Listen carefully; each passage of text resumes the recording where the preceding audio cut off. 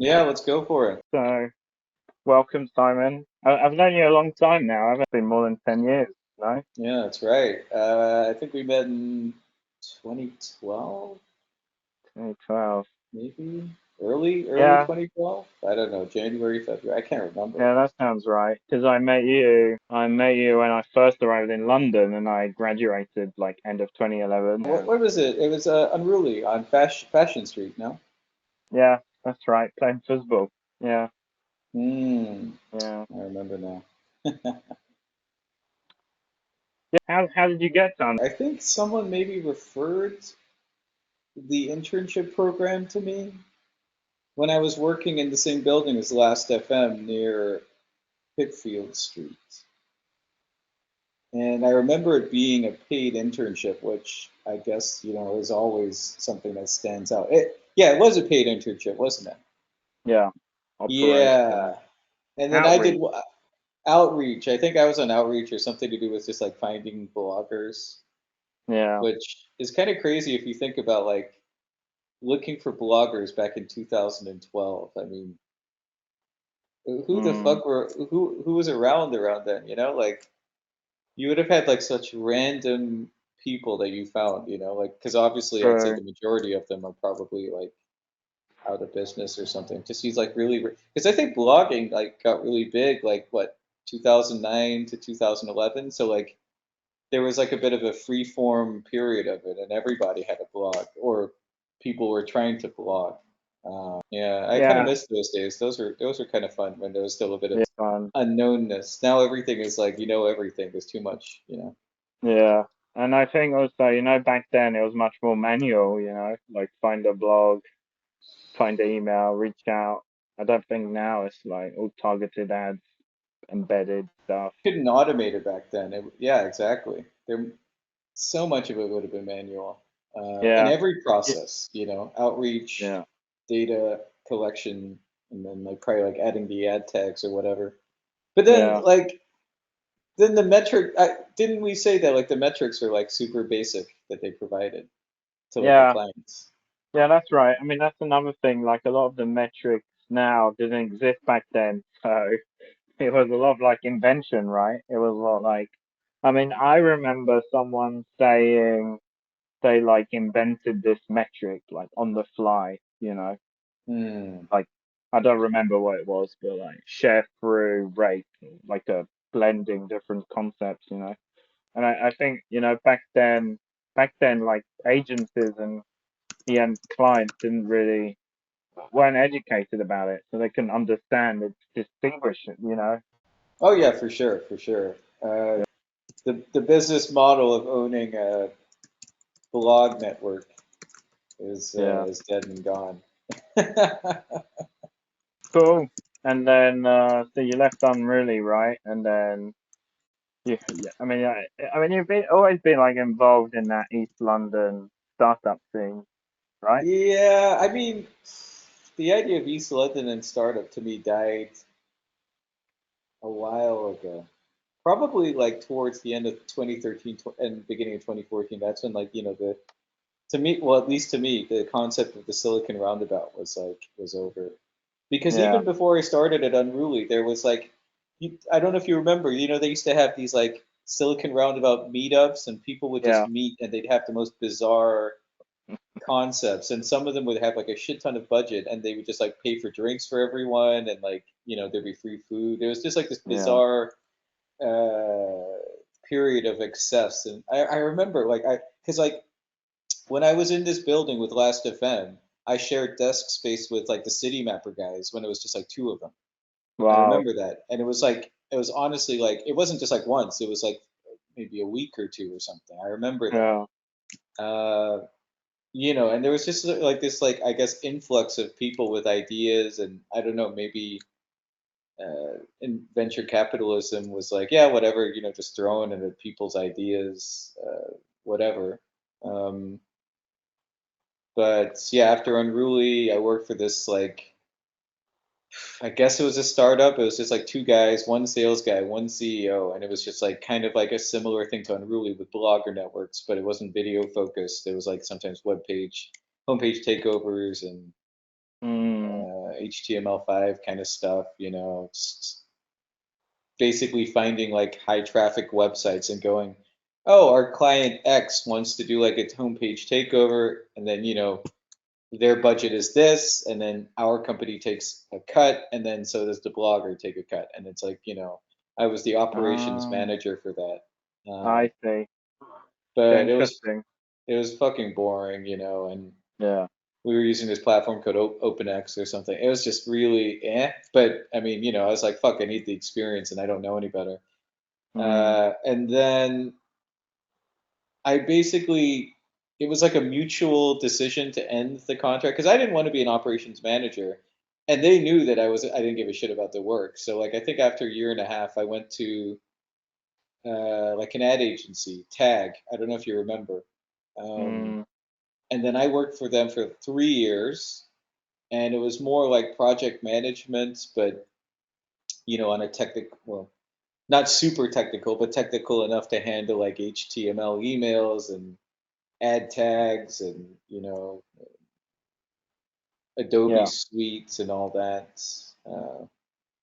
That was okay, but the pay wasn't that good. But that's London, and but I learned a lot. Like I think the first year and a half, like I learned to work under like crazy stressful environments, manage multiple shit, be organized. Just like almost like the foundation that everybody should have. Um, Yeah. that I didn't have. That almost like maybe you don't really get when you enter so early into a startup because a startup Mm, is so chaotic that you kind of go in so green and you're yeah. kind of like you kind of just have to adapt so much to the culture, the work culture. Whereas like Yeah. if you work for like more of a corporation, I'm not saying it's better, but sometimes depending on the corporation, they have a better system for integrating you into the workflow. And a Yeah. lot of that will help with like, very transferable skills, like, just communication, organization, project tracking, all these kind of things that like sometimes in a very small startup because they don't have the resources at the time to really train you up on. I mean, this is why like in many ways on reflection, like an unpaid internship in a startup makes sense because they're not even giving you that much. So like, you a lot of the time you walk away with it not knowing that much, I would say. I Mm, mean, I did a lot of internships. I did Songkick, I did this other music based startup Taste Buds. Then I did Unruly, but then I left Unruly uh, for this other job, the one that was actually paid. I think I was on like 20K a year. Jesus Christ. mm, Anyway, so then I left Tag after 3 years because I wanted to start my own thing. And I was just like, fuck this. I don't want to work for another company. I was lost with that. And so I just started this idea, which was completely far flung and not very well thought out. I was like, oh, I'm going to sell fashion to the Japanese market only because I had been to Japan the year earlier. And I mm, was like, oh, I really like this place. Maybe I could work in this market, not knowing anything, not knowing the language. yeah. So then I basically, it was a combination of my parents gave me money and I took a bank loan. And then I was just like, well, I'm not working anymore. I'm just going to see how far I can take this project. uh, you know, really badly planned out. Um, in many ways, it was almost like probably the same process somebody goes through if they do an MBA. Mm, If the MBA is like, kind of like startup focus, you take a concept and you try to bring it to market. That was basically what I did, but everything was like self-taught, self-researched. I think I was lucky. No, yeah, not I think. I am lucky to have found. I think you know this. You know the hack space on Hackney Road. yeah. I Oh, was yeah. luck I was lucky to find that because back then it was a 24-hour accessible place with desk space, internets. You could like just cram the time into just like putting it in, just being like, how am I going to realize this project? I think Yeah. but like back in the day, I was living in shared places. I didn't really have a desk. I was kind of roughing it. Mm, There's no way I would have like progressed the way I did if it wasn't for that hack space and met some of the people I met. And that's where I met the people. And then that's how Japan Nakama started. So the hack space I owe a lot to. Mm, Um, mainly because I only paid like £5 a month for that's right. 24-hour access. It was great. It was Yeah, like honestly, like you would never like that building space must be worth millions, yeah, you know? Yeah, well, I mean, it makes sense. I mean, yeah, I think the owner just wanted to sell it to people who are willing to pay more. yeah, yeah. So, No, I mean that Headspace was yeah legendary. I mean, I basically I showed like most people I knew in London the space, and I even showed like Korean friends, and hmm, I met the Korean Korean friend like again like I think it was 2 years ago now.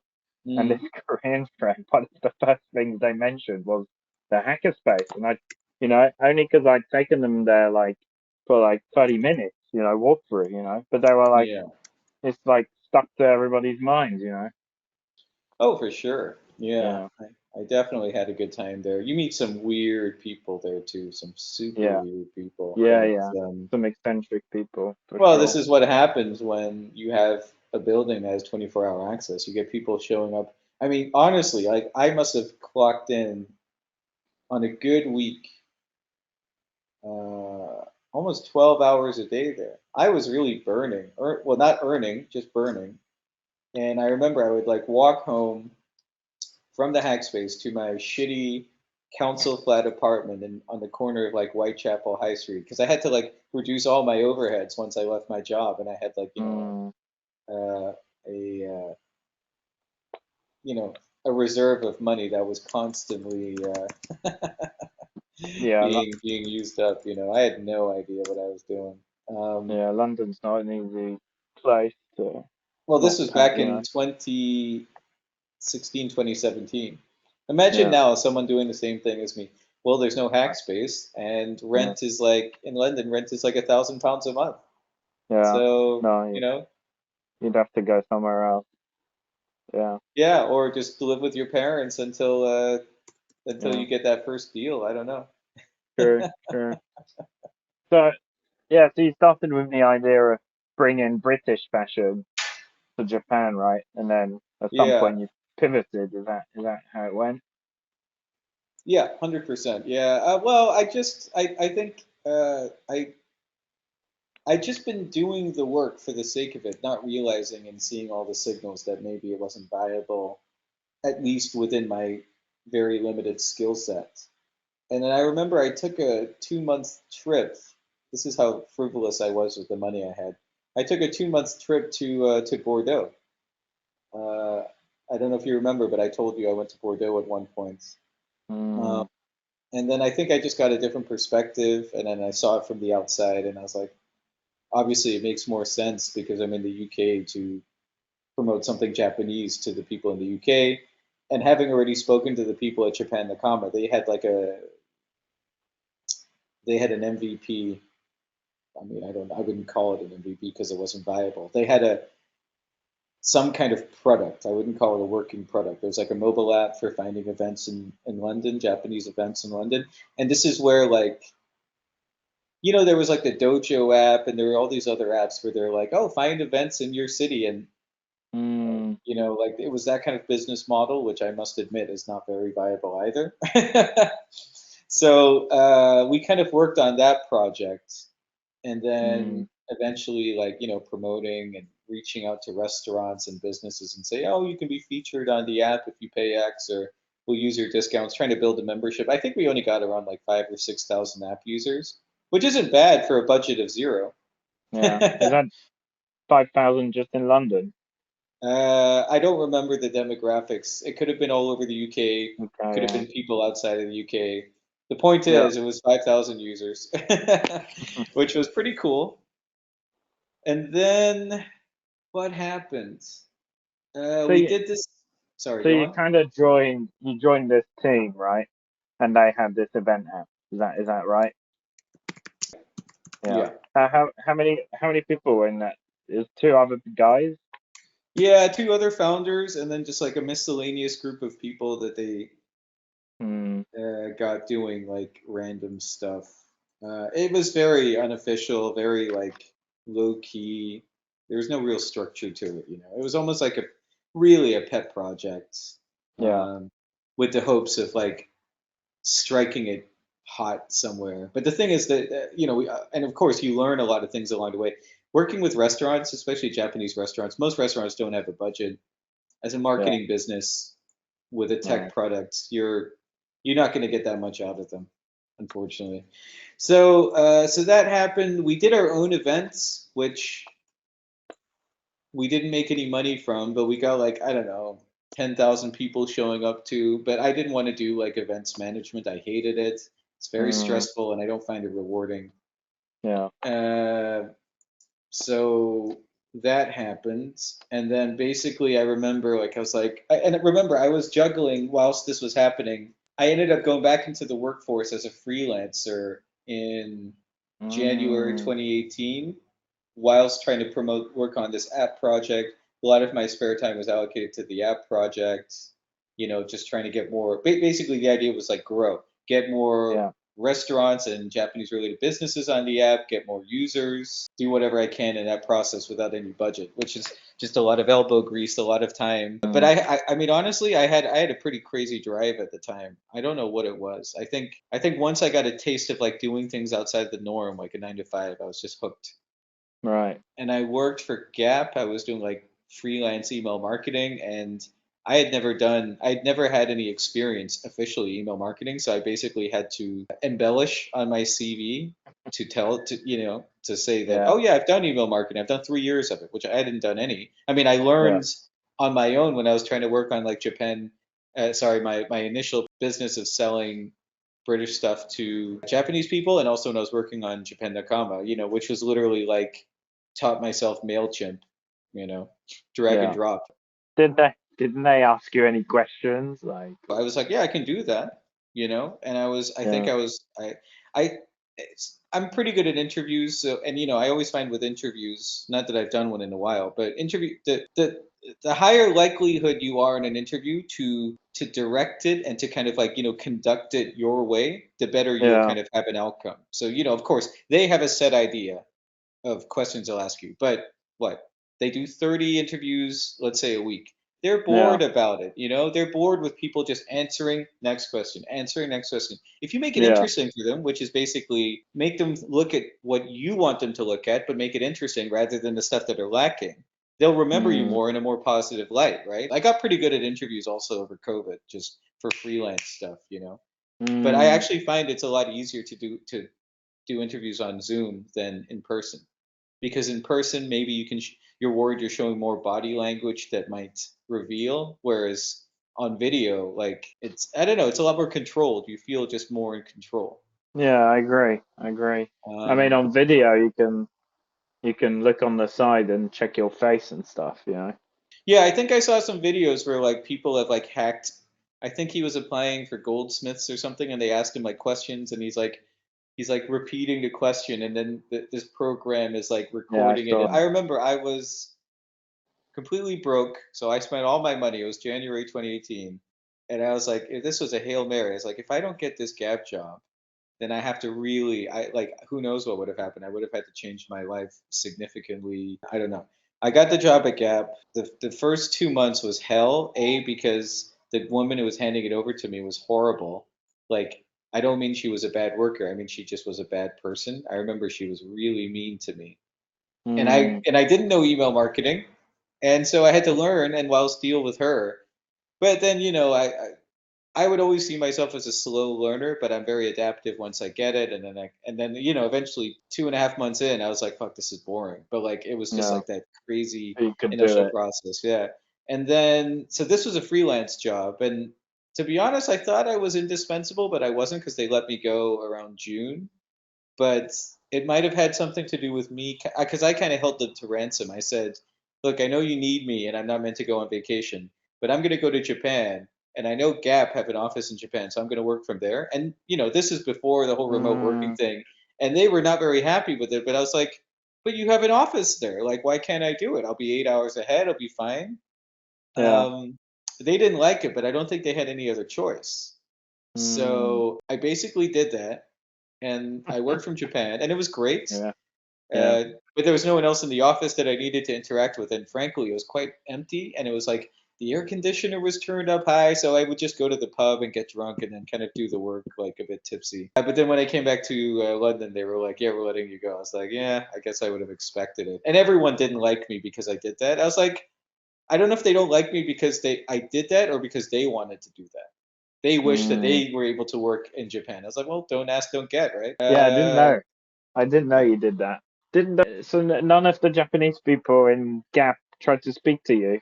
No, no, it was actually really nice. Like I met them and they probably thought I was a lot more important because they're like, we never get Yeah, anyone from right. London. And now we got this guy. So Yeah. this woman, really nice. I think she was like the account director or the not managing director, but like, one of the big cheeses. She took me out for lunch and everything. It was great. Because their office is in Harajuku. She took me out for lunch. She's like, "Do you want to see the Gap store?" And I was like, in my head, I'm like, "Well, this counts as ours." I'm like, "Yeah, let's go see the flagship store in Harajuku." And I was like, "Whatever, Mm, I'm getting paid for this." And she was really nice. I remember she took me for a really nice lunch. It was like a bento box, and there were like deep fried oysters, which I've never had before, and it was fucking delicious. Yeah, so that happened. Japan was great. I went with your friend Johnny and my friend Tom, who lives in China, and my friend Nicholas. I don't know if you met him. That was the last time I've been to Japan, 2018. So I'm hoping to go this year. Let's see. So I did Gap. I got fired. Annoyingly, the week I got back from Japan, I got my notice and my landlord said I had to move out. So that was a bit of a bummer. But then that's when I moved to Shoreditch. And then I got a job at this company, Campus Society, which was like a startup in Soho to do with like, oh, we're going to try to like bring back the original Facebook, which is like a social network only for students. Later, I found out the whole company was they had an office on Wardour Street above Nike. I think they were paying more than 100K a month on office space. I don't know how yeah. much they were paying. But then the whole business was being bankrolled by this like Lebanese oil tycoon who probably got his money through not very legal means. It was his son's company. They were billionaires. They lived in Knightsbridge. And it was like a startup that was able to just run with like no KPIs, no need to focus on profits. It was like chaos. And then I come in and I was like, fuck, I should have asked for a larger salary. And then Wow. I was there till December 2019. And whilst that was happening, I was doing two things. I was trying to pick up like freelance work on the side. Not much money, like, do some bit of marketing work here for some people, maybe get paid 300, 400, 500 if I'm lucky a month. Just basic stuff. And then of course growing the Japan business. Yeah. Uh, but the Japan business had changed at that point from an app to just like a website where we're writing content. But to be honest, Mm, I wasn't really allocating much time to it. I think after the events in September 2018 and in January 2019, the team was like, people stopped working for it. And my idea was to get investment, but it just didn't work out. I was like, I'll take a break from it. So I essentially took like a year out from it. So I was working on my freelance stuff because at Campus Society, they hired a marketing team to market a product that hadn't been built yet. So we were just sitting around with our thumbs up our asses doing nothing. wow. A lot of people were like trying to find work to do, and I was like, "Fuck this! I'm gonna work on my freelance role. If they fire me, they Yeah. fire me." I was like, there's never gonna be another chance in my life where I work a 9 to 5, do nothing, just show up and get to Mm, work on my freelance work. You know what I mean? yeah. And when I wasn't working on my freelance work, I was on YouTube learning, like trying to just improve myself. That's what I was doing. I was just like making the most of being like, fuck, I never did marketing in university. I never did an MBA. I need to learn and hack the shit out Mm, of this. So then that was a pretty sweet ride. But then I remember I went to Barcelona and I spent a lot of money on there. And I was like, oh, thank God I'm getting paid like next week. I got back to work and then it turned out they didn't pay anyone anymore. They were like, yeah, mm, we're not going to pay them. We're going to go into insolvency. So I had a lot of money I needed to pay off. Like I was, I still didn't have many savings. And then, yeah, the government had to step in, which is bullshit because the owner could have paid it off. Like he could have wiped his ass with our salaries. But instead, they did the legal route, and then I got paid like a far less subsidized thing from the government, and then COVID happened, so I was shit out of luck. And then I just remember like getting a contract between the end of the company, Campus Society ending, sorry, well, when that started to end, And the beginning of COVID, I got a job at this like random marketing agency, and this was like for Google Ads, and I'd never done Google Ads before. Like I did it, on my own, and I fucked it up, but I've never had like training and all this stuff, like Yeah. performance marketing. Yeah. And I remember being in the interview, and the guy's like, "I can't really hire you. You don't have enough experience." I was like, "Look, how about this? You pay me X amount less. I think it was like, I think I even said to him, I was like, you can pay me 1,000 pounds less, but you train me on this, and then we see how we go in 3 months." And I was able to do that because all the freelance work that I had built up working for Campus Society, not having done anything, I was like, well, if I take a hit there and I focus on this, then I could maybe make it work and get paid Mm, enough. And so yeah. he hired me, and then I spent like 3 months, just no, maybe 2 months, just like cramming in as much Google Ads, Facebook Ads knowledge as I could get, to make Yeah. myself qualified. I did all the, which I don't do anymore. I did all the, the qualifications on Google and stuff. Yeah, I do actually. But then I found out later you can just Google the questions and they give you the answer. Yeah. So I did that. Then COVID happened. Obviously, it got let go because this marketing agency, uh, their main clients were restaurants, high-end restaurants. So that happened. I lost that contract. I was still able to keep a lot of these like really minor. I had like four contracts that paid me like maybe 400 to 500 a month, very basic marketing executive work. So I had that, and then it was lockdown. I had nothing to do. I got bored because a lot of the work I did was, I'd been doing for years. I knew how to do it. And then eventually, I don't know, I think I was on Google Analytics, and then I went on Japan.com out of curiosity, and I was like, oh wow, we still get traffic for blogs we stopped writing like almost a year ago. Yeah. So it was like, well, I'd be nice to build my content marketing portfolio. So I just started writing blogs about Japan on Japan Nakama, slowly Mm, built up the traffic.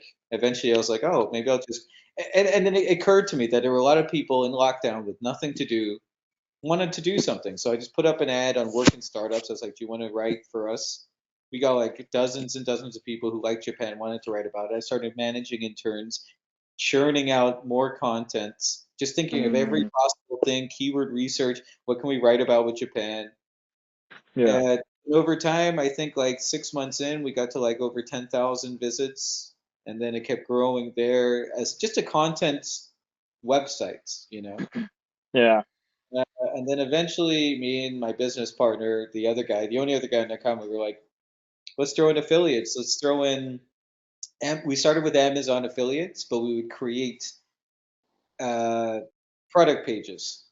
But then when Mm, you shop now, it would take you to an Amazon page, and then we would get a cut out of it. It wasn't that much money, to be honest. So then we were like, let's do our own. Let's start drop shipping. And then that's where it started. We started like all this drop shipping stuff. It started with like other vendors in the UK, all over the world. And then eventually we were like, let's cut out the middleman. Let's just go straight to these big warehouses in China that basically mm, manufacture a shit ton of uh, Japanese pop culture stuff. And yeah. then since then, it's just been about managing it. The last 4 months, we didn't build a system that catered to the amount of orders that we expected to receive. We had crazy days. 2 weeks before Black Friday, we're getting 70 orders that I had to manually process. Mm, So that's when like I turned off all the ads because we were killing it on Google Shopping. I've turned off all the ads. I've gotten rid of a lot of the high selling products, not high selling, but like numerously selling products that were good, but that required a lot of manual work. And I was like, let's just go back to basics and only work with products that we can automate and that would make a decent margin and then scale back up from there. Because before it yeah. was just like, just put as many products as we can and let's see what sells. Now we have the data. Yeah. We can work off that in a much more smart and measured way. Granted, we won't make as much money as we did in the last 4 months for the next 6 months, but it just creates more of a scalability and longevity for the business, which I prefer rather than just this chaos that was like process Yeah. orders, orders, orders. We made a lot of money too. I'll pay myself a bonus for it, but it's not worth it in turn. It's not working smart, it's just working for the sake of it. And it's the stress is. Mm, And then now I'm trying to like create more of an ecosystem and environment with, a lot of the traffic we get from product and content. And I'm also applying for a grant for a London, like a UK to Japan innovation kind of like scheme. And basically, it's like, can you create an innovative product that connects UK with Japan, promotes like social connectivity, and helps the everyday person and that kind of stuff. So Yeah. at the moment, I'm kind of working on the brief essentially for an app that helps people when they go to Japan. It can help people create itineraries. So, for example, if you have the app and you're in Tokyo and you're like, I want to do a food tour, and it's like, okay, what are your parameters? Are you vegan? Is it halal? All that kind of stuff. Yeah. And basically, we would use AI, or at least some kind of means, to pull from a database all this information, and will create an itinerary for you, Mm, like an AI powered itinerary for you. yeah. And it would be like, okay, you start here because this is your location. You end here because this is the last place you want to go to. Here are some restaurants here, and it's based on this criteria. Here's how you get there, because I Yeah. believe transportation to get around, especially for tourists who don't speak Japanese, Mm, it's such a crucial thing. So trying to incorporate that kind of AI powered functionality into an yeah. itinerary would be really good. People can also create, day level itineraries, or they can plan the whole trip even before they go to Japan using the app. And then we would tier it, and then like if you're a gold member, you get like an AI powered concierge that can help you. And yeah, that would be the idea, and it hits a lot of the eligibility requirements. I mean, I don't know if it's going to work, but if I get it, it'll be 600K grants, which could be pretty good. Mm, And then, of course, I already have Japan Nakama as an ecosystem for people who are interested in Japan, as the best place to put up like advertisement banners and everything. You know, yeah. Right. Right. You can promote it for your e-commerce website. exactly, Yeah. exactly. So that's Yeah. that's where I currently am at the moment. Right now, it's a case of like reflecting on last year's performance, seeing where we can improve. Currently, we're going through a migration period. We're migrating a lot of the products onto a new automated setup, and we're just Mm, like currently like piecemealing, like, where can we optimize? Is this product viable? Let's get rid of it. Is this product viable? We keep it, and then yeah. building off of that, refining, rinse and repeat. And then hopefully I'm gonna hire like a customer service person. I would probably want to hire like an e-commerce manager, and then eventually, really step away from those operations and just be able to focus on marketing strategy, Yeah. partnerships, business development. AR. Yeah. Yeah. Yeah. Interesting. Cool. Cool. Yeah. I think it's good. It's good. It was a good interview. Good. Yeah. Thanks. Thanks, man.